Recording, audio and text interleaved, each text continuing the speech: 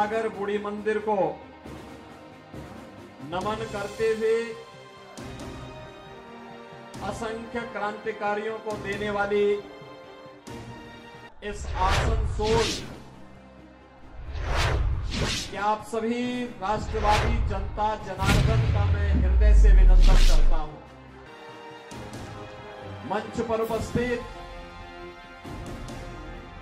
Bharatiya Janata party के Asansol parliamentary constituency से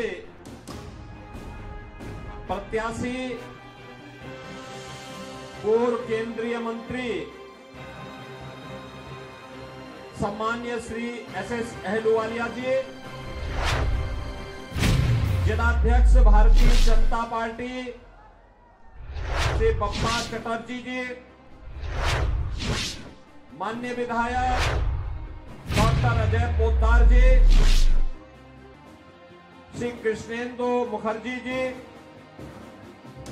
जितेंद्र तिवारी जी, तापस Rai ji, doctor बिजन मुखर्जी जी, शेरजीत राय जी, भारतीय जनता पार्टी के सभी पदाधिकारीगण, आसनसोल की इस प्रतिष्ठित पार्लियामेंट्री कॉन्स्टिट्यूंसी से जुड़े हुए सभी उपस्थित मेरे बहनों और भाइयों, आज मैं प्रभु श्री राम की पावन धरा अयोध्या की भूमि से जगत जननी मां भगवती दुर्गा की इस पावन धरा को नमन करने के लिए और बंगाल के अपने भाइयों से अपील करने के लिए, विशेष अपील करने के लिए मैं यहां पर आया हूं। बहनों और भाइयों, बंगाल की परंपरा पर हर भारतवासी गौरव की अनुभूति करता है, लेकिन आज की जो परिस्थितियां बंगाल की हैं, हर भारतवासी उससे चिंतित भी है। भारत को राष्ट्रगान और राष्ट्रगीत देने वाला बंगाल, अनेक आध्यात्मिक गुरुओं को देने वाला बंगाल, भारत की क्रांतिकारियों की एक लंबी श्रृंखला को पैदा करने वाला बंगाल, अनेक वैज्ञानिक और साहित्यकारों को जन्म देने वाला बंगाल, आज हिंसा, अराजकता, भ्रष्टाचार की चपेट में आकर के क्यों लहूलुहान है। यह ज्वलंत प्रश्न जब देश की सर्वोच्च पंचायत के लिए हम चुनाव कर रहे हैं, तब बंगाल के हर जनता जनार्दन के सामने, हर मतदाता के सामने यह प्रश्न स्वतः ही उठना चाहिए। मोदी जी हर घर नल की योजना लागू करना चाहते हैं, लेकिन ये पानी नहीं देना चाहते हैं। और इसलिए बहनों भाइयों, हम सब आपके पास आए हैं 5 वर्ष में। यहां पे मैं देख रहा था, इस सज्जन भगवान राम की फोटो लेकर के खड़े हैं। थोड़ा उधर भी दिखा दीजिए, पब्लिक को भी दिखा दीजिए। देखो, अब देखो, यहां पे रामनवमी की शोभा यात्रा नहीं निकल रही है। उत्तर प्रदेश के अंदर 50,000 स्थानों पर दुर्गा पूजा के आयोजन होते हैं, 50,000 स्थानों पर।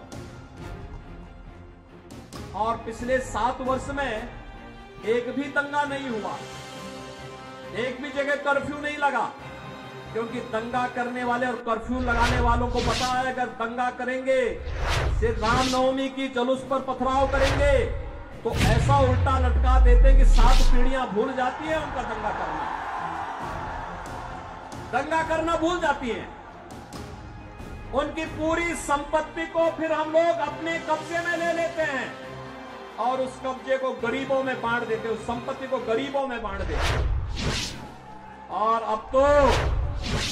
अब तो आप देखते होंगे उत्तर प्रदेश में, आप देखते होंगे वहां जो बड़े बड़े माफिया थे, बड़े बड़े अपराधी थे, बहन और भाइयों, वे गले में तख्ती लटका करके चलते हैं, कहते हैं साहब जान बकस दो, एक बार जान बकस दो, हम लोग ठेली लगा करके पेट भर देंगे, किसी गरीब और किसी व्यापारी और किसी बेटी की सुरक्षा में कोई सेंध नहीं लगाएंगे। बहन और भाइयों, यह कार्य केवल भाजपा कर सकती है, भाजपा कर सकती है, और इसीलिए मैं आया हूं। देखो ना, आपको एक शेर जैसा नेतृत्व चाहिए और एसएस अहलुवालिया जैसा नेतृत्व आपको यहां पर भारतीय जनता पार्टी ने दे दिया है। बहन और भाइयों, जोरदार करतल ध्वनि से उनका स्वागत करिए अहलुवालिया जी का। बहनों भाइयों, मैं इसलिए आया हूं यहां पे क्योंकि अहलुवालिया जी आज से नहीं है नेता। हम लोगों ने जब संसद में जाना प्रारंभ किया था, सार्वजनिक जीवन में हम लोग आए थे, तब भी वह देश के नेता थे और संसद में भी हम साथ साथ रहे।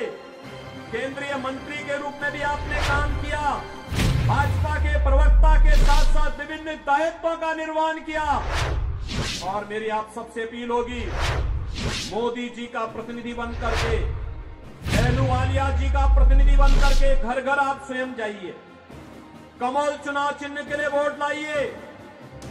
इलेक्ट्रॉनिक जो वोटिंग मशीन है, ईवीएम में पहले नंबर पर एसएस अहलुवालिया जी का नंबर है, कमल छाप का, और पहला बटन दबाना है। इसके लिए सहमत हैं?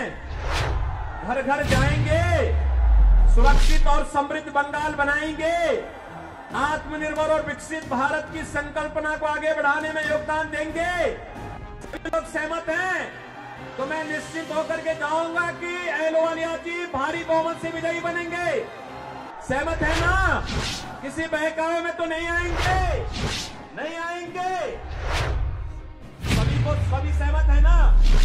तो आप देखना, आप भी ऐसे आगे बढ़ेंगे जैसे आज अयोध्या में राम मंदिर का निर्माण आसानी से हो गया। सहमत है ना?